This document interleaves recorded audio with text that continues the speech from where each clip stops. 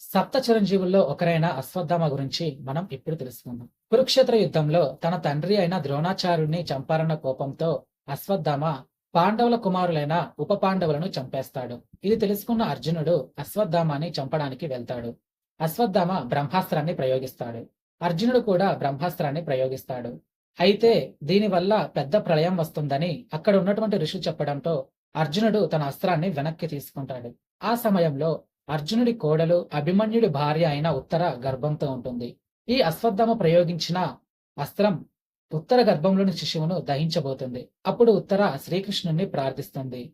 శ్రీకృష్ణుడు ఉత్తర గర్భంలోని శిశువును రక్షించి అశ్వత్థామను శపిస్తాడు. ఏమని శపిస్తాడు అంటే, కుళ్ళిపోయిన శరీరంతో రక్త మాంసాలతో నీ చావు కోసం నువ్వే ఎదురు చూస్తూ ఈ భూమిపై జీవిస్తూనే ఉంటావు అని శపిస్తాడు.